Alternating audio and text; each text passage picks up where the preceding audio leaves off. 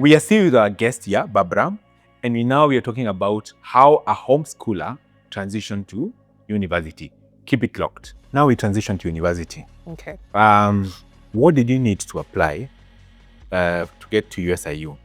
Were the documents enough? Did they ask you if you are homeschooled or not? What were the questions, or there was nothing like that?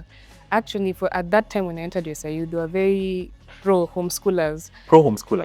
Yes. They knew our system, they knew about us, so they were very much willing to take us. So 844 homeschooler, they preferred homeschooler? Well, yeah, I don't know if they prefer, but they really, compared to other universities, they are very ready and willing to take us in. Okay. So for me, I just had to hand in my transcripts and graduation certificate, and that's just about it. Very easy process, seamless. Okay. Yes. So there is no challenge whatsoever in transitioning from homeschooling to university? No. However, right now, they do ask that your results are equated by KMQA. Okay. So they're able to see how, from the 844 system, what your grades are when they're, converted. Okay. Yes. What KMQA? KMQA is, I think it's a board that just converts your grades, where if you did a different system from that grade to now 844. Like, what does an A mean here? What does a B mean here? Yes. Okay. According to the Kenyan statistics. Okay. But you're able to transition well. Okay, good. Now, you went to campus and you're there and you're meeting students from different systems. Yeah. Mostly 844. Yes. Maybe 90% 844. How was your experience now coming from a homeschooling background? Let's start with the easy one, social life. So you're used to working by yourself, you have your timetable, you have your time, and then now you meet students here, lecturers, people who are coordinating your time. Yeah. How was it? I think for me at first I was like, wow, okay, I'm used to I even have a socializing timetable. Now I have to talk all the time to everyone. Lecturers want to talk, people stay back after class want to talk. At first I was very overwhelmed. But I think after the weeks went by again, because of my personality, I just adapted. I was like, okay, you're from this background, so me, I'm from this background. In fact, it was so interesting just meeting people, because that was what we talk about. You're from here, me, I'm from here. So we do things. It was very exciting. When I so the transition was a bit, you're talking too much. Hey, we need to have calm down. Our plan. So you are used to having a proper plan, and then here people are just relaxed. Let's go for lunch, 1 hour. We were talking. In fact, I remember the first few weeks of campus, after I finished my classes and lunch, I just want to go. I'm tired. Yes. I've talked to everyone. I'm tired. Okay. How about the learning experience? How was the learning experience? Again, it was different because I was used to sitting by myself in my own work. I understand for myself, I do. Now I think my attention, I'm like, now I have to grow it because I'm listening to a lecture talk for 1 hour, 40 minutes. I'm like, wow. With no break. Yes. It's just talking. Yes. I think I used to really fight against zoning out. Okay. So, but eventually again, I got used to it. And then also learning there, a lot of the materials are online. It was a physical book. So I had to be very intentional about writing notes because everything we learn about, there's a learning platform. I had to go watch videos. And again, internalize what the lecturer taught for 1.5 hours. For 1.5 hours, and break it down and do the assignments. So it was mainly online compared to here, where it was always writing books in front of you. So that's something else I had to get used to. Even the books themselves are online. They could read online. Yeah. Okay, let's talk now about you comparing yourself with other students. We've heard about how lecturing or we've heard our social life. Comparing yourself to other students. So 844. And homeschooler, you've been put in the same class, same lecturers, assessments, exams, everything is ongoing. Was there a difference? Yes, I think I'd noticed a difference in when other students come in and then they experience the freedom of the university. They're like, wow, we can do anything at whatever time. In fact, most of them used to approach me and ask me, how do you study for yourself? I'm like, no, this is something that I'm used to. That homeschooling brought out of me, how to create my own study time, follow it through. Where others were like, we have all this free time. Library we see it during exam time. Where me, I'm used to, reading as I go, planning my time, reading as I go. So I think that's one difference I noted. And then also when it came to doing group assignments, just lack of taking initiative and responsibility. People just read back on other people's ideas and work. They just want to stay there. And I'm like, I'm like, are you not feeling bad? Come on, Yeah, like work, yeah. take responsibility. Yeah. And just that self-motivation. If someone is not there to push you, when Yeah. an assistant, there's always a teacher to push you. See, Yeah. me, I'm used to pushing myself. Yes. So that was also something different I noted. I'm like, imagine here you have to, people maybe catch it year 2, year 3, but me, from the get-go, I knew I'm here by myself, I'm pushing myself. No lecturer will follow me around. Okay. So how did it impact on performance, based, your performance compared to the rest?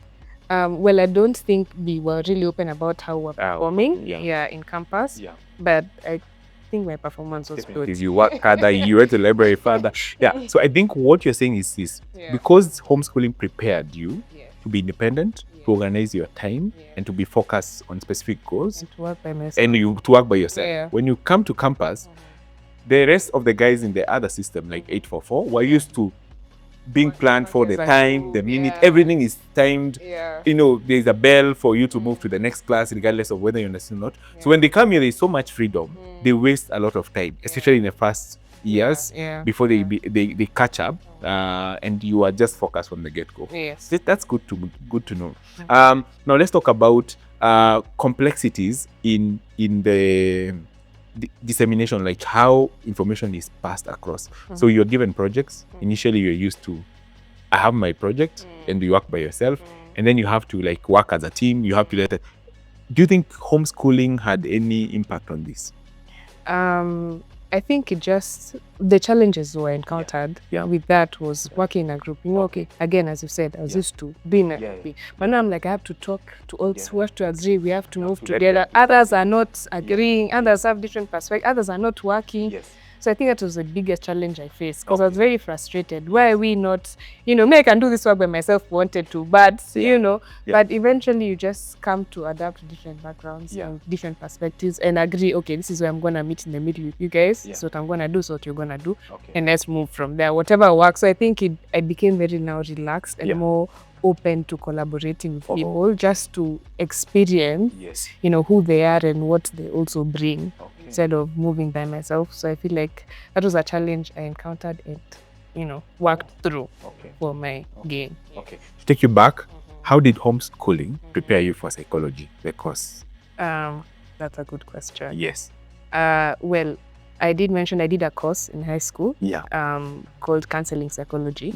So I feel like that is actually what made me narrow down to psychology. So did you have interest because of doing that course, or you actually knew I want to be a psychologist? No, I had interest because of that course. Because I was like, I want to do something people-oriented, but I don't know what exactly it is. And then when I got exposed to that course, and I got to understand what psychology is about, the different aspects of psychology, not just about counseling, there's so many things about it. That's when I was like, this is it. And then I went to USIU before I even joined, and saw what they offer in their course. I was like, this is it. This is exactly what I want to do. Okay, so you are the one who actually said. Some of us, we were just told, ni gani iko moto, computer science, unachagua tu yenye inaenda saa hiyo. For you, you saying homeschooling helps you and exposes you to the different learning areas or pathways that you can be able to choose from. Yes, in grade 7, there's a career subject where you see different careers and what they're about, and then you mark what you're interested in. And then now from there, you can, as you keep going higher, now you choose electives that are that would be helpful in the career fields that you're interested in. And then, so I believe it helps me narrow down. Yes, in exactly what I want. That's good. That was a career checklist. I did that, picked my electives in line with that, separate for psychology. Good. Now you go and graduate, and then you have to do some internship. Did you do any internships? Yes, so I did in a school where well, not psychology related, but I got to, mentor and work with different students. I did as well in clinics, so I did a lot of administration work. And I think that I think the main thing about all these internships are people. I was working with people, working in teams, working in groups. And I think now that exposure helped me narrow down to now, I want to work with people, I want to do HR. Because, again, a lot of team, a lot of managing people. Even in USIU, I think I got to work with the yearbook team that was there. And I was in charge of, again, working groups and teams. So when you go to the work environment, how do you rate yourself? Now, work, you can see, we're najituma. we had Jitumi. This one is our hard worker, keeping time for meetings and all that. How would you say homeschooling has nurtured you for the work environment? So I'd say it made me highly organized. Highly organized. Because you have to be organized, in the work environment. You have to know priorities, what needs to be done by when, and meet deadlines. So it made me very organized, like keeping track of what I need to do, organizing. And then it made me very independent to work with minimum supervision. And as well as it made me become open-minded in that, and adapt to different situations where, okay, here you need to work alone, you work alone. Here you need to work with a team, you work with a team. So I believe in those ways it's prepared me for the work. So you are more organized? Yes. And you are more focused on the work that was on the table to do. You are supposed to and do. Independent, yes. Okay, good. So let's talk about finally, as we finish the campus section, would you do homeschooling in university? Would you do homeschooling in university? Would I do homeschooling? Yeah, would you like a program for homeschooling in university? Well, not really, because I think you need a season in your life where you're going out there and actually meeting people and creating a network and just seeing what is out there. So now leave university. Would you do it over again? Yes. You would do it over again. Why? Why? Because again, I think I'm very goal oriented. So I believe it made me achieve my goals faster because I was able to be in charge of my own work. And then I've seen the benefits. It's hard and that I wouldn't have if I didn't do homeschooling. It really prepared me for campus, for outside campus.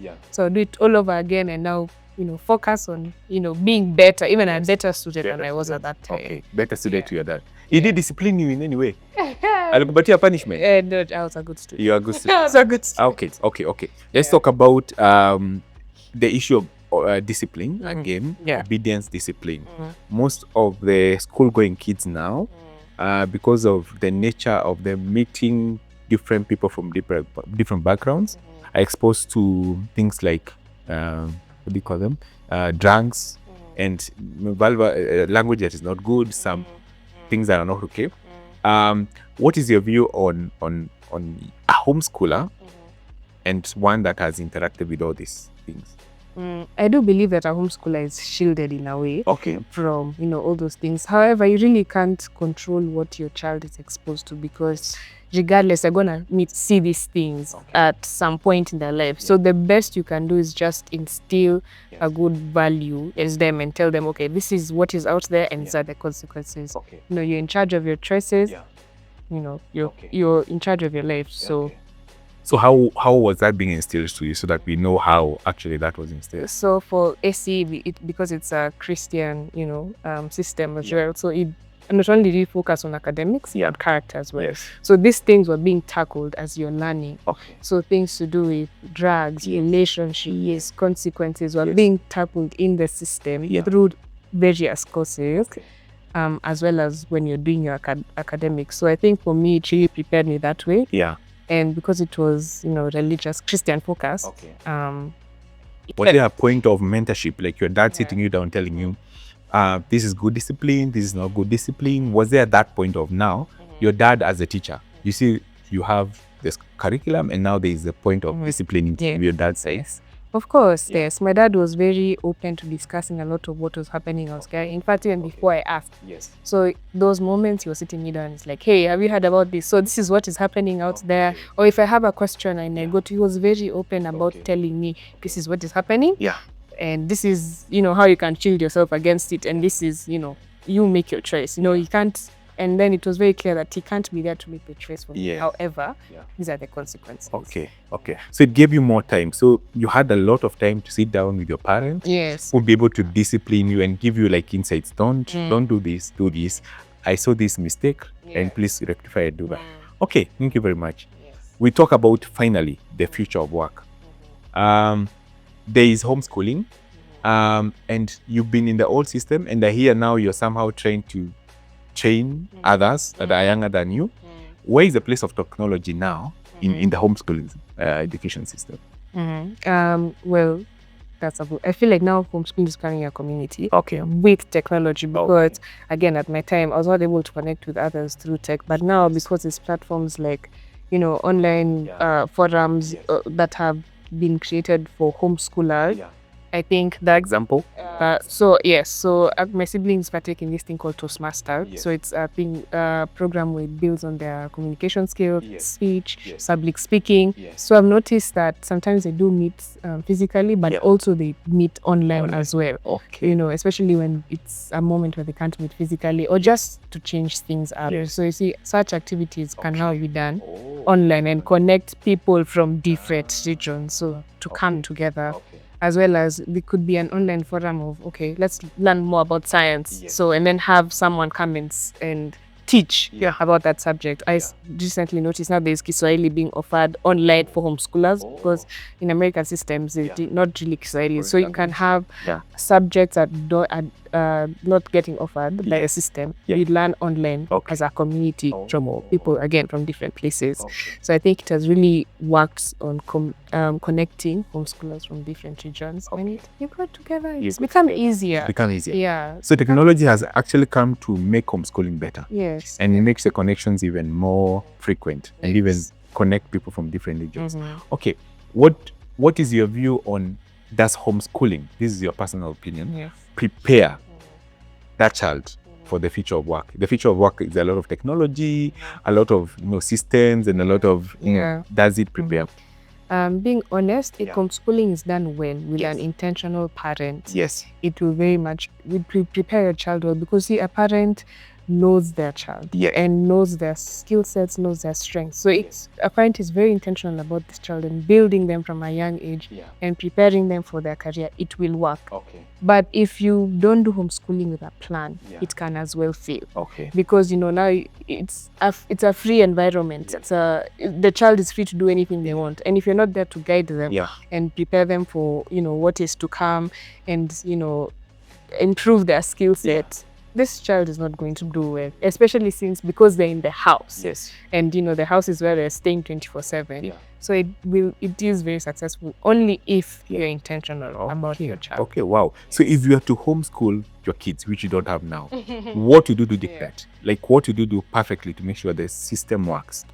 I would ensure, first of all, besides academics, there is a good extracurricular structure, because that is how the child grows. So the students who are not very academically strong, they test to excel in other activities. So I'd make sure at least there's a section for sports, for music, just diversifying the activities so they're growing in every area.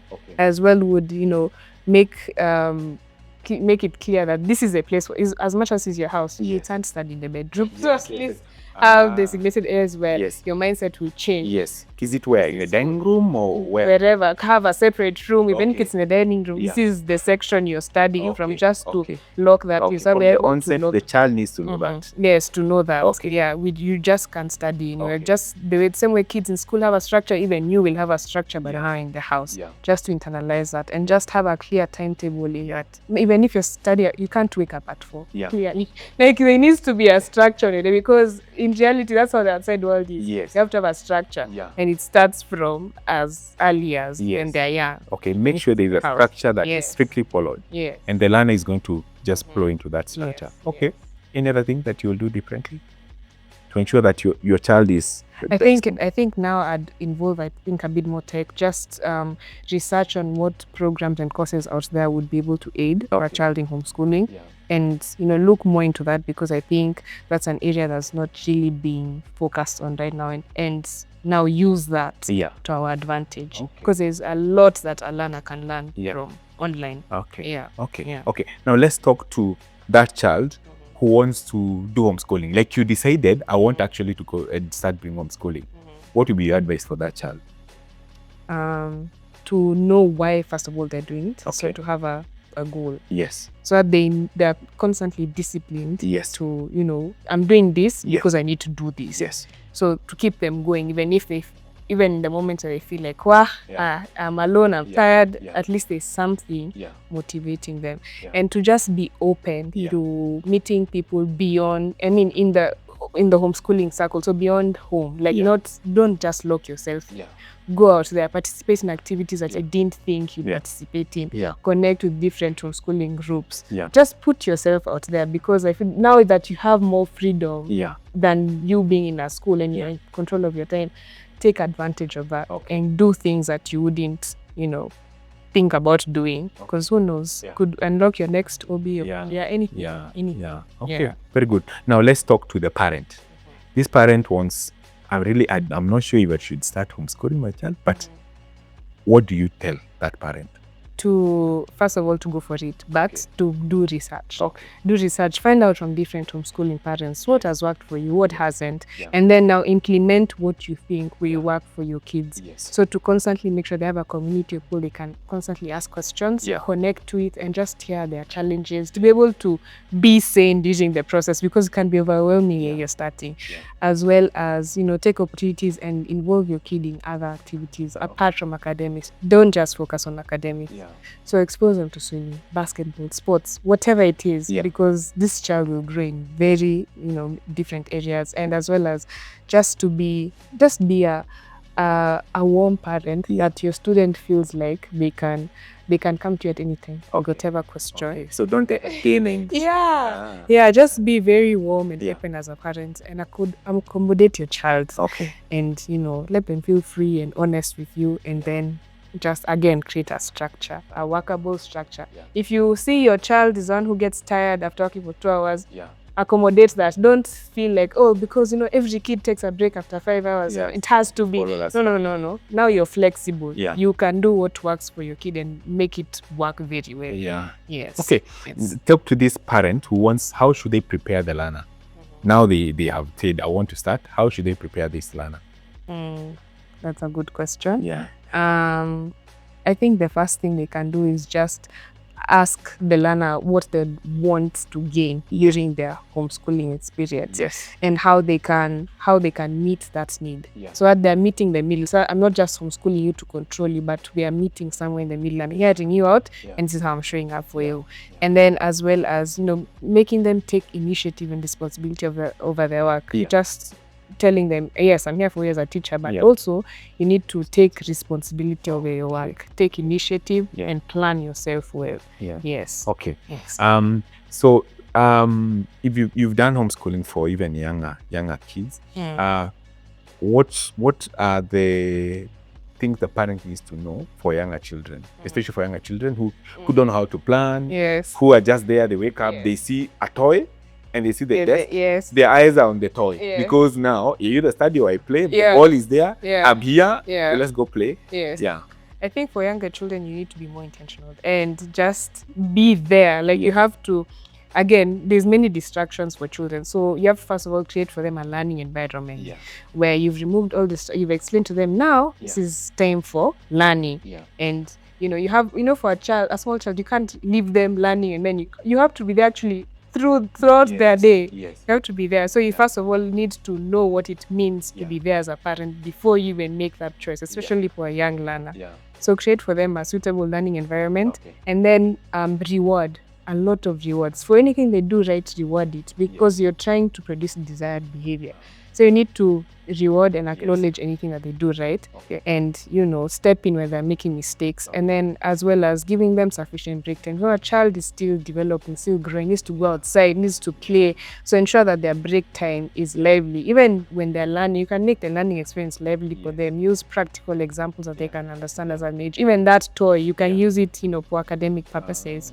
So for a child, you need to be there, and if you're not ready to do that, then you'd rather not make that decision. So you have to make sure you're committing for a child. But as you advance, so which is the age? Which is the I think from grade 4, 5. Okay. From grade 5, you can have some freedom. Just less, because they've seen they need to plan their work. They've already gotten to the standard, like, okay, in fact, even more motivated, because I then I finished my work, I can go and play and I can do other things. So it's easier for them to work by themselves. You're just checking. So it gets easier the older they become. Okay, good. So as we nearly come to an end, we need to hear the final remarks from Barbara. What is your view on homeschooling? Just a general view on homeschooling. And then you can tell us about how homeschooling is preparing that child, or should prepare that child for the future of work. But now you've gone to the market and you're seeing what is happening in the spaces. And where do you think is the future of homeschooling? We start with which one? The future of homeschooling.